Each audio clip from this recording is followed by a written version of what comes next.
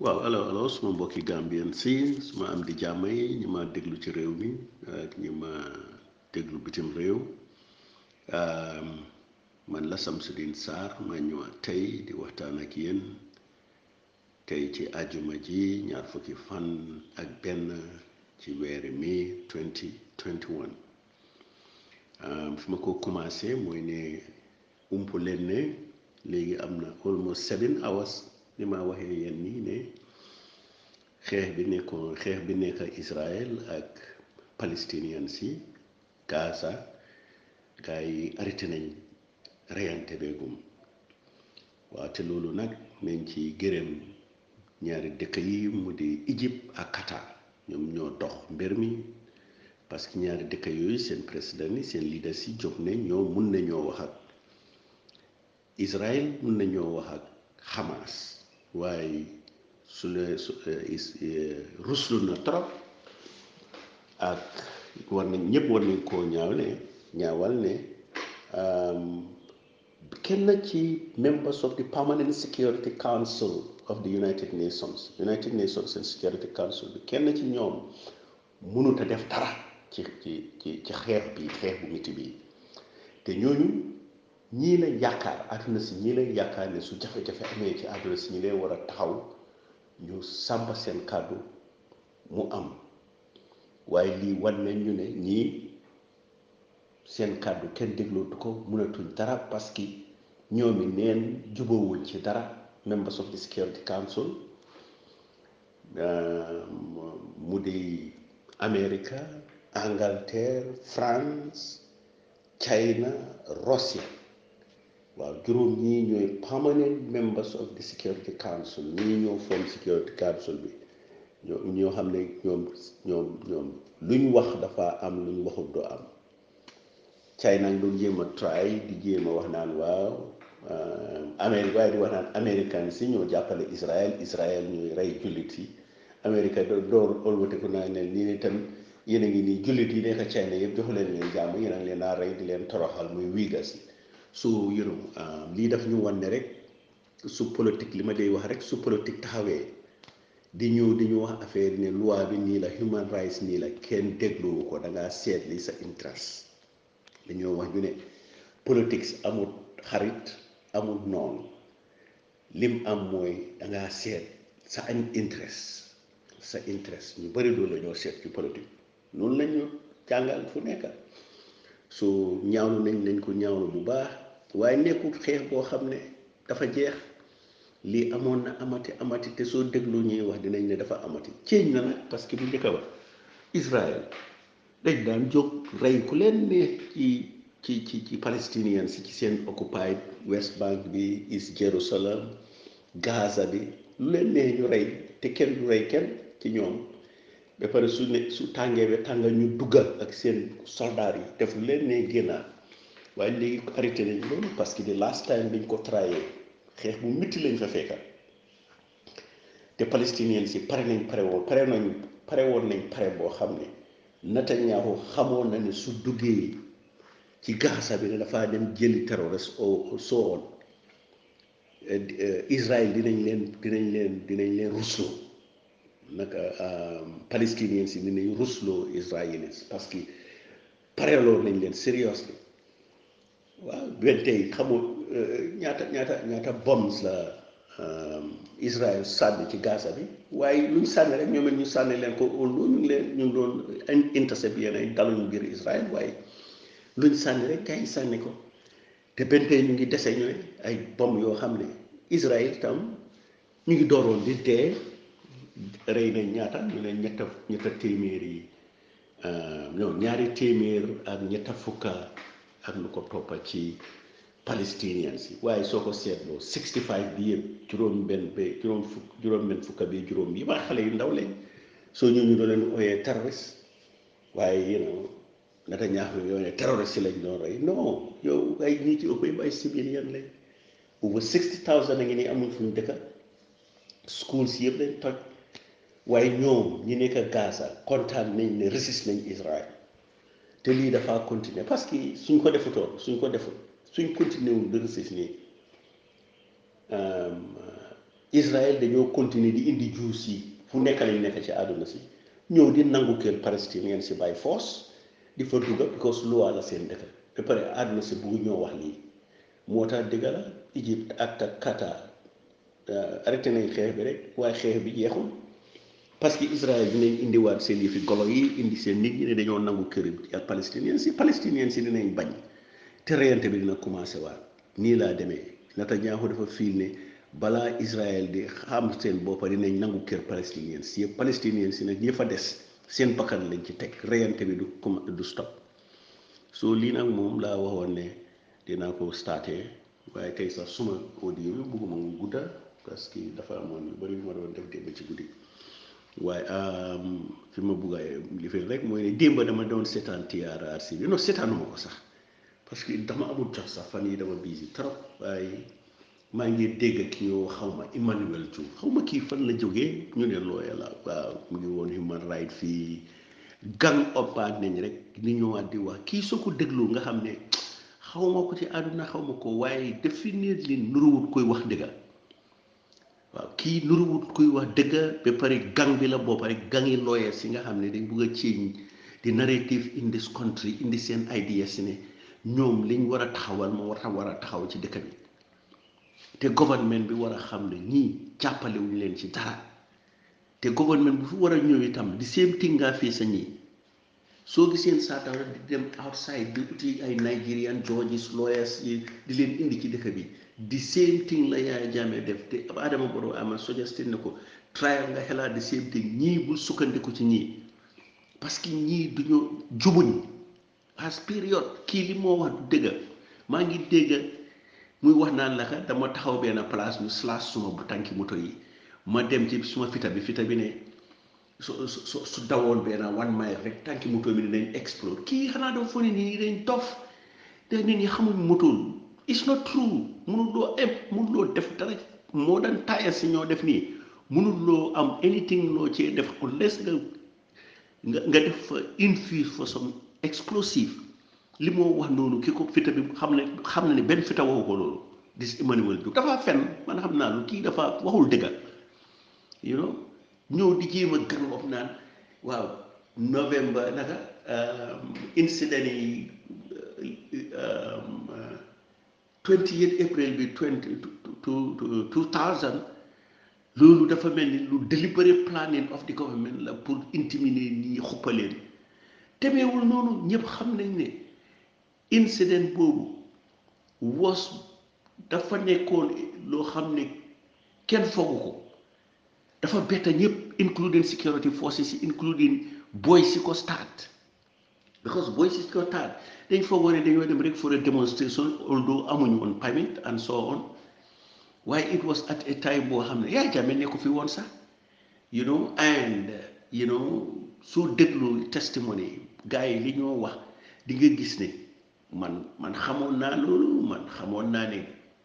Gambia amul riot gears amuñ dara te li gën a dangerous mooy nga betta government ne dangaa ñëw pour démontrer te jëlaloo permit loolu moo gën a dangerous parce que dafa fekk luñ planuñ ko dafa fekk pareeguñ ba pare soo buggee façon ni démonstration yooyu su amee du dee en ci jàmma because bandi yi dañ ci dee bokka saasa yi dañ ci dee bokka ñu bëri ay politiciens yu bon yi ay lawyer yu bon yi ñu leen a wax ne dem leen bokka ci ngeen yàqa réew mi te su boobu amee benn government du toog ne dafa nangul benn doomi aadama ne dinaa leen bàyyi ngeen ñëw yàqal ma suma réew mi because seen human right la benn government bu ko nangu moo tax 3 years jot na ca middle of ba ñoo wax human right Barrow dafa jóg government bi ne fii du fi am although Essa Faal lañ doon wax ne waa government bi liñ dafa wrong lana ci wrong government ni mu opératé ak yéen ni ngeen a opératé seen chambers yi du benn toog foofu di théorize di jéem a xalaat di def seen deal di dugal lu nekk government lu mu def deal soo ñëwee ku ne da ngaa threaten security dëkka dina taxaw teg ci tànkaam and lu mu ko xos nag dina ko def yéen suñ leen traité ne da ngeen a surrender rek dañu jàpp leen tëj leen daxal leen ci dëkk bi or even execute foofu laa yem government is not like that human rights la human rights human no demeewul noonu man kii mënuma understand this Emmanuel Diouf ni mu fenkat nag soo ko déggee rek nga xam ne kii dafa fen go dañ laa ñëw laa indil la wax ku rëy maa ngi woon human rights fale maa ngi woon fale maa ngi woon Rwanda maa ngi woon Egypte maa ngi woon Ethiopian border bi maa doon def lii nonsense loolu du dara loolu du dara dafa mel ni nga am benn job rek yaa nga ku laa wax ne maa ngi woon New York di travel Pennsylvania di dem New Jersey dafa liggéey nga foog ne lu rëy la laa wax fekk it's just ordinary job li ñoo wax ni ordinary job la ku dem sax most of dem liggéey bu serious bi duñ ko dee def ay experts ay ñëw di ko def ñu leen a jox am leen téye leen file leen fii lifin leen na leen dem leen copy la leen demal paste fale waaye it is not ne dañoo def loo xam ne dañoo indi di foog ne borom ma xaamale duñ dara di tàggante ñoom i neen waaw ba taam bee doo def lii ba yéen di ngeen dem ne da ngeen a picket NIA at that time waaw da ngeen a picket NIA because da ngeen require war something ni ko noonu jàmbaar yaa bi ñuy dee coow time yaa jàmme nii laa def dama dem yëngu leen binda fële toj fële dem NIA ne du demee noonu dañoo démonstrer leeta kana leen dégga ni ko noonu dinañu nit ñi dañ leen a dégg seen voice fu nekk ci àdduna si waaye kenn déggu leen ñu ngi lemoon seen génn yi ne teg di ut seen wërsëg ci système yi di seet nag naka la ñoo bitee système bi jaar ci Yaya Jammeh neexal ko ak ministre sami justice pour ñu dimbale leen ci jobs because jobs yooyu ñu international jobs yu bëri dafa jaar through government quota la dee nekka nekkul na ñoom dañoo jóg rek submit seen lii government na ko dee endorse so waaye yow non ñun suñ TRRC bi daal man xamu fuñ jëmat nii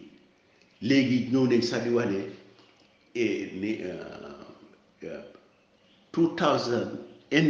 niñ indemnifié niñ jéggale woon ne soldat yi nga xam ne reyoon nañ fataloon nañ bis boobu ñi ñu rey ñi ñu gaañ dañ passoon noonu ñooñu baalal nañ leen oo kenn du mën a seet seen affaire parce que dañ nekkoon ci liggéeyi nguur loolu àdduna si yëpp ko def àdduna si yëpp ñoo koo def kii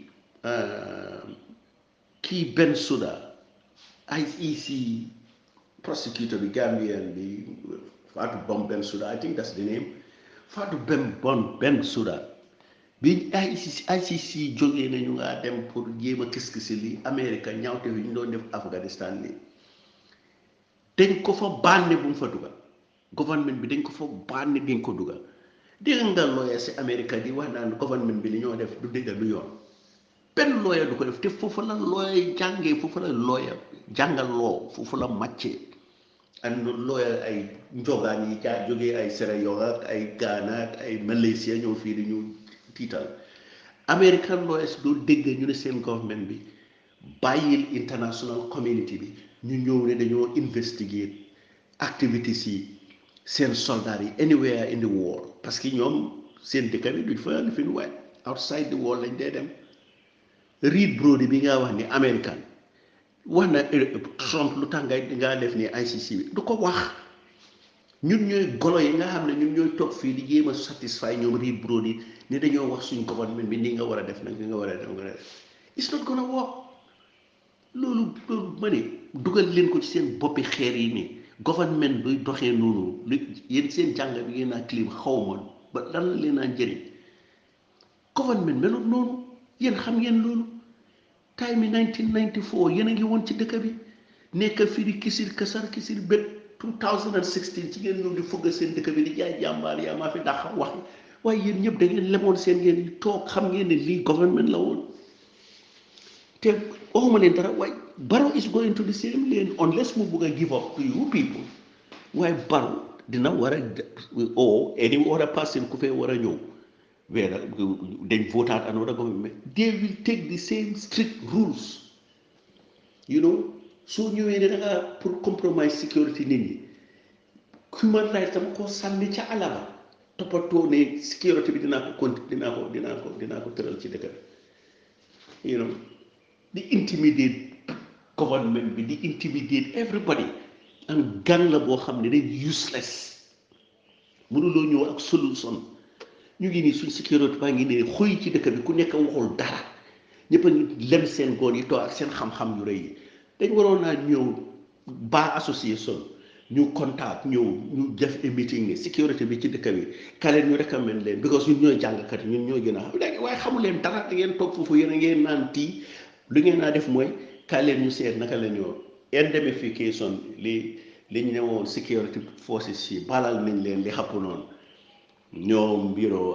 ñiñ identify woon sa dañ fetel and so on because mun naa leen a wan ne kenn joxowut kenn ooda ne ko reyal gars yi ci self defense mode lañ nekkoon ñun ñu ngi fi woon xamoon nañ li xew 2000 students yi dañ demoon ba koona dëkk bi ba bay daxee security forces yi ñuy daw we know that waaye biñ ñëwee ne amatuñ any choice ñu ngeen lakka fifin ci lañ doon open fire and Sénégal loolu fay xappunoon recently Sénégal bi security forces yi try ba tey pour stop uprising bi indi Sonko dañ open fire te ak Macky Sall du wax ne kaale ñu seeti security forces yi to open fire ñu arrest leen yóbbu leen yéen loolu ngeen bëgg because xam na ne state matter la state bi su demee level am na level bu moo egg amul choice foog nga use excessive force du nga ko woowee excessive reasonable force pour nga am sa jàmm yéen nag reasonable force sax warut a am waaw yéen reasonable force sax warut a am force sax warut a am na bandi yi ñëw toj réew mi ñun ñëpp seen human rights la soo leen béy seen human rights la waaye loolu la affaire bi demeewul noonu fi mu nekk yéen a ngi wane nag ni Yaya Jammeh bale loolu sax dafa illegal waa chief justice bi passoon na loi ne loolu sax dafa illegal lu tax ñu baalal security forces yi loolu tax ñu xaw ma ci la ko daaxar I don't know what lim noonu wax payu ma ci attention because man kii yëfam daf ma safadi safuma waaye den what happened léegi ñu ngi wan sax ne soo moytuwul dañ bugg a Adama Barrow ñëw indemnity clause yi amoon nga xam ne defoon nañ ko tay mi Jawara in after 1981 dañ indemnify dañ baalaloon security forces ñaawteef yi ñu def fii because suñ ko defutoon dinañ jàpp ay sénégalais yi dinañ jàpp ay gambians dinañ leen tëj because rey nañ fi over junne gambians sàcc alali nit ñi toj ko dëkk bi you know su Jawara dafa def loi ne dafa baalalaate soo leen ne indemnity clause baalalaate government waru koo def Jawara baalalaate ba mu defoon after 1981 boobu itam dafa illegal waaye bugg leen ci dara yéen a ngi bugg a illegal loolu soo fi mu nekk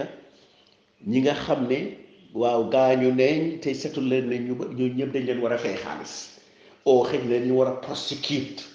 dañ fi mu nekk dañ war a indiwaat officers yi ñu wax ne dafa feteloon dañ li fi ñu yóbbu leen koot tëj leen ak ñoom Sam Sarr ak ñoom Yaya Jammeh su la nit ki di ñëw naan la man dama am orders mu ordonné orders yi Sana Sabally ak Sadou Haidara ñoo joxe woon orders yooyu noonu Sana Sabally Haidara Yaya Jammeh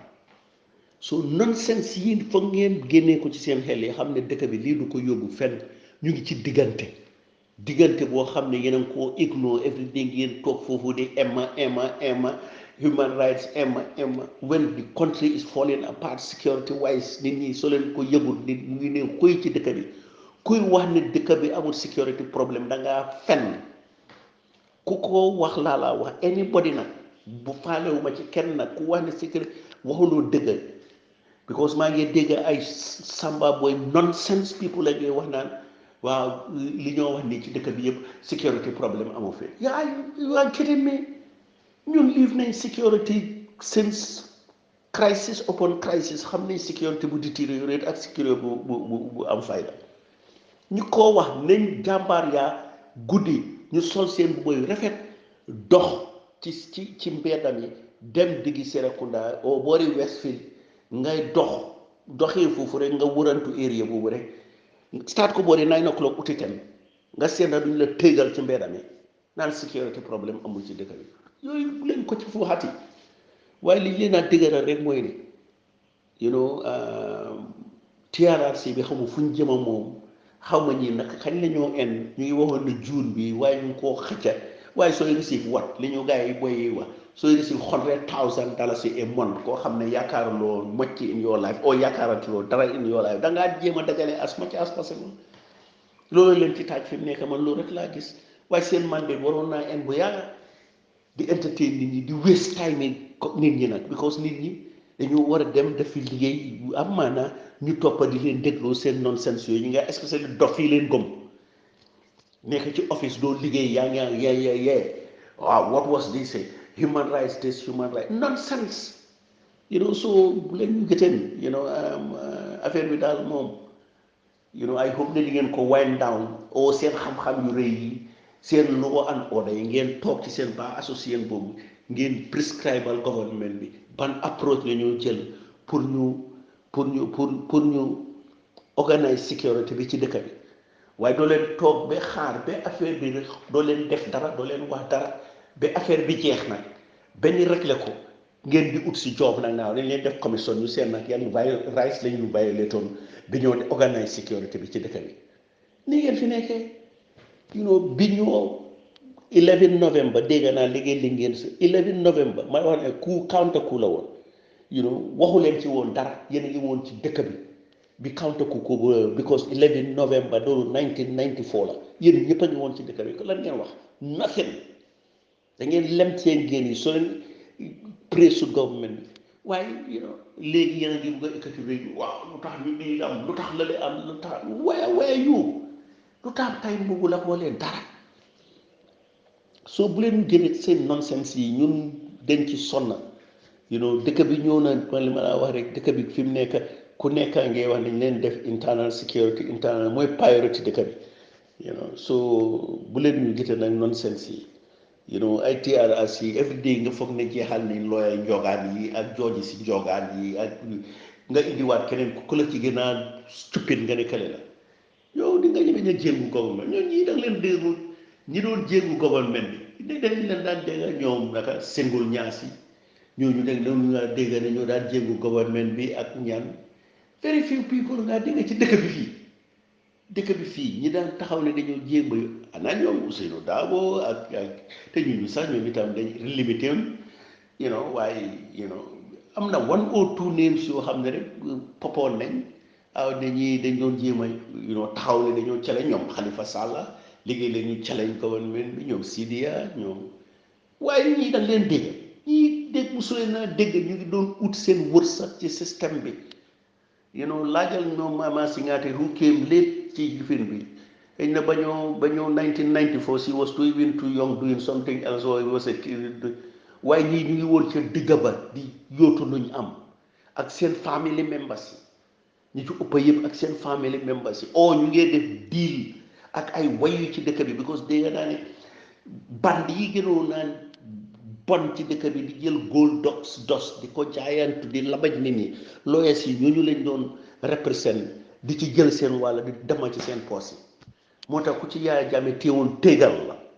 parce que da ngaa ñëw naan looya la sa suta taay fekk yaa ngi ci affaire yi mafia yaa ngi ngay jéem a support drogue di la si xam ne dañoo def ak 419 yi dañoo wax ni di jël gold dos yoo xam ne genuine di ndax tubaab yi di tappalekat yi lañ daan dooka fii di represent bi ko xam ne liggéey amul nit ñi Gambien su poy lawyer dañ leen mun a fay duñ leen mun a fay ñu gis case boo xam ne am na ay assets yu ci nekk këri jàmbur yi ñu dugal leen te ko labbaj kii jaay fële kële jënd fële ñu dugal ci seen poste ñoom it ñuy def deal su ñaari famille ñëwee am problème ki ñu waxtaan ñoom neen waa xëccal fële ñun dinañ xëccal fële lay lekka fii man maay lekka ñun deal yooyu ñun xamoon nañ leen ci dëkk bi long time before man even ma join ci army bi I knew that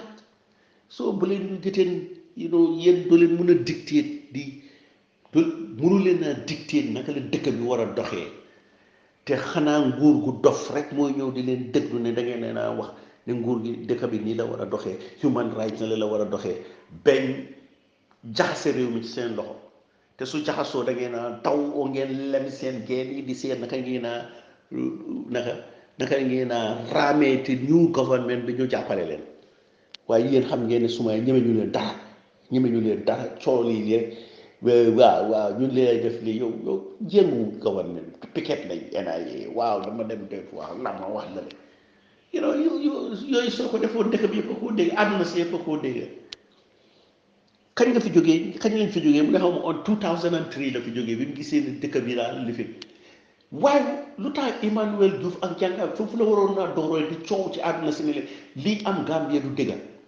lii fa waroon naa am liñ def students yu nii liñ def 11 novembre du nii ñoom esa fois dañ waroon a def organisation ñoom ñu nekk outside ni dissidents si dafa waroon ñoom outside dissidents yi nga xam ne dañ dem leave dëkk bi combine seen forces di attaque government bi di jéem a expose as much as wuñ xam loolu ngeen waroon naa def waaye da ngeen def dara yéen mi ngeen a jàng yéen a xamoon because da ngeen ci bokkoon def ñu ñaaw teef yi ñëw léegi di ñu fenal naan yéen a doon jéem a faytu leen dara yéen da ngeen daw génn uti seen wërsëg in fact government sax mu leen jàppale Yaya Jammeh government bi ngeen dem uti seen wërsëg ngeen di muut soo leen mu doon waxtaay boobu tey lañoo saf digga ñi leen woon jàmbaar ñi bañ nekkee bitim réew ñoo doon def lii ñoo doon def lale ñoo doon wax lii ñoo doon wax lale ñi doon wax ak ñu ngi ci biti ñun xam nañ leen ñëpp xam nañ leen waaye lan dara defu leen dara léegi suma yëpp passé na TRRC bi comfortable toog ku nekk di wéyal sa morom def ko xiiro boo xam ne mus koo nekk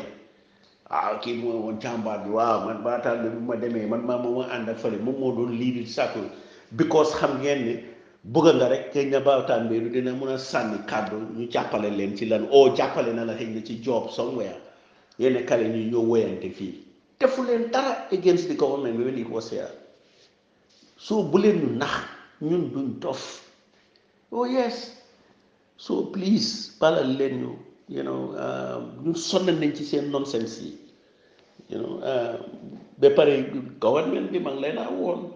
ñii bugga nañ ne ngeen paree fay nag fay la ñu waat ba pare fay bi moom bu leen doo fay ñii bàyyi ñii de soo dooree fay rek di nga fay ñëpp te doo mën a nëbbu ci ron parce que dëkk bi soo nëbboo ne da ngaa fay ña nga foog ne ñoo laa dimbali pour nga nëbbu ñooy jaar ci ron pible la ne gis nga fay nañ kii fay nañ kale because mbokki kii la mbokk kale te xamuloo ci dara ñoom ñooy sa recommande ne la ma ne doo fay kii fay kale kii lële daf koy yelloo nga fay ko ba pare ñu jaar ci ron génnee dossier gis nga fay nañ kii fay nañ kale parce que Barrow ak Fatuma ñoom ñoo bokka ak kii Sadio ñoom ñoo this is what they do so toon bu leen ko xelaat ne da ngeen naa ñëw ne da ngeen naa compenser ñi ñu te su compensation bi dooree ba ngeen ne da ngeen koo def openly di ngeen fay Ghanaian si di ngeen fay ñoo xam ne génnaaguñ te dinañ génn di ngeen fay jigéen ñi biir yi nga xam ne seen doom yi day yàqu fotte yi jógee ca àll ba ak ñeneen soo moytuwul xaasim nonsense naka la tudda di fadeera kii ñëw ak fen yu rëy yi moom itam di ngeen ko war a fay ku nekkaay ñëw ne da nga koo fay so government da ngeen war a moytu fi ngeen naa jëm ak li fi ñu ngi leen a open call nag naan dañoo seet ñoom dañoo xaar rek ba report bi pare bañ jox ko baro ñu seet ndax du ko approve and so foofu xam nga foofu la yemaate em as if ne what are you going to do da ngeen naa dem organise si mass demonstration si dëkk bi kana leen naa toppa kenn ni government bi dafa war a endorse TRRC report bi by force te gis nañ àdduna si government si nga xam ne TRRC report dafa ñëw ñu xool ko ne lii du suma interest si government du interest suma réew man nii laa toppa nii laa doxalee affaire bi àdduna si loolu la ñoo def Ghana ñoom Nigeria yëpp loolu lañu def ci seen TRRC waaye yéen ngeen fu looyee si ne da ngeen ñëw by force because amu leen dara lu leen a def ci àdduna si pour wane ne yéen a ngay def dara ci àdduna si yes soo amul njëriñ ci àdduna si nga foog ne lii rek ay sa njëriñ di ñëw di fëgg sa dënn ne dama fight human rights doo ko musa ba nga bàyyi parce que ñu ne gémmeñ guy naka lañ ko dee waxee foog naa ne kuy dundee wax soo tobee wax rafle something like that waaye lii du mun a am forcé gouvernement bi ne lii daf ko dañ ko war a def gouvernement maa ngi leen naa wax ñii buñ leen dugal ci nonsense yi de ñii xamuñ li ñoo def munuñ li ñoo def doo musa am problème mukk ñu ñoo ne la nii nga koo defee ni la dinañ la criticize nag nam criticize neexee waaye kenn du la jox solution waaw kenn du la jox solution and this is what ñu ngi open call rek lañ fi nekkee waaw ba time bi jot lii la xam nga soo gisee ñuy wax nii sax xam nañ ne current government bi benn tey ñu ngi find seen way to stand on their feet waaw amaguñ show ndax am nañ approval or not waaye amatut government bi dañ war a xam ne duñ siik waruñoo ut approval yi kenn àdduna si du ñoo joxe approval yooyu yaay jox sa boppa sa approval United Nations gis ngeen liy xew ci àdduna si munuñoo def dara tu for approval